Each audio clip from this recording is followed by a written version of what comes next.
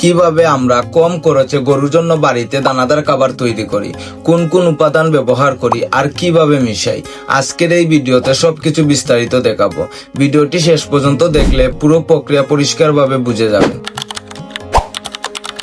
সবাইকে নমস্কার, আশা করি আপনারা সবাই ভালো আছেন। আপনারা যারা আমার ভিডিও দেখেন তারা জানেন আমরা আমাদের গরুর দানাদার খাবার আমরা নিজেরাই তৈরি করে থাকি। আর কি কি উপাদান আমরা ব্যবহার করি তাও আমি আমার পূর্বের অনেক ভিডিওতে বিস্তারিত বলেছিলাম, তারপরও বলে দিচ্ছি। আমরা গরুর দানাদার খাবার বানাতে যে উপাদানগুলি ব্যবহার করি তা হলো ভুট্টা ভাঙ্গা, গমের ভুসি, সোয়াবিনের ভুসি, মাসকলাই, সরিষার খৈল, ডিসিপি গোল্ড, খাবার সোডা এবং লবণ। প্রতিটি উপাদানেরই আলাদা আলাদা পুষ্টিগুণ আছে। আর আমাদের সবগুলোই যেহেতু গাভী আর দুধ উৎপাদন আমাদের মুখ্য, তাই আমরা এসব উপাদান ব্যবহার করে থাকি। আর এসব খাবার আলাদা আলাদা কিনলে খরচটা একটু কমই পড়ে।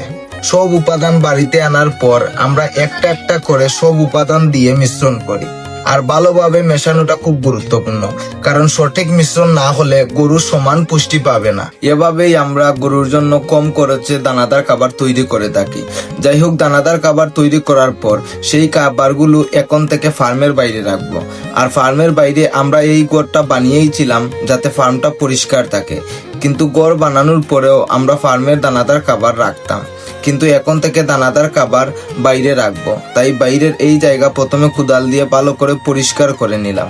তারপর প্রথমে ফার্মে যেখানে দানাদার খাবার আমরা রাখতাম তার নিচে যে ইটগুলো ছিল সেগুলো আমি আর আমার ভাই জয় মিলে বাইরে নিচ্ছিলাম। আর আমার ছোট ভাই সেগুলো বাইরে সুন্দর করে সেট করছিল যাতে তার উপর দানাদার খাবারগুলো রাখতে পারি। আর একটা বিষয় লক্ষ্য করলে আপনারা দেখবেন আমরা আমাদের ফার্মের সব কাজ আমরা 4 ভাই মিলেই করে থাকি। আপনি যদি ফার্ম দেন আর নিজে কাজ না করেন তাহলে আপনি ফার্ম থেকে লাভবান হওয়াটা খুবই কষ্টকর। তাই আমি মনে করি আপনি যদি নিজে কাজ করতে পারেন তাহলে ফার্ম দিয়ে লাভবান হতে পারবেন, আর না হলে এখান থেকে আপনি বেশ সুবিধা করতে পারবেন না বলে আমি মনে করি। যাই হোক, ইটগুলো সেট করে তার নিচে গরুর যে অপ্রয়োজনীয় ম্যাট ছিল সেগুলো দিয়ে তারপর আমরা দানাদার খাবার সেখানে রাখি, এতে আমাদের ফার্মটাও পরিষ্কার হয়ে যায়। যাই হোক, আমি আশা করছি এই ভিডিওটি আপনাদের কাছে ভালো লেগেছে। যদি ভালো লেগে থাকে তাহলে এই ভিডিওতে একটি লাইক দিয়ে কমেন্টে আপনার মতামত জানিয়ে যাবেন। আর চ্যানেলে নতুন হলে ফলো অথবা সাবস্ক্রাইব করে যাবেন।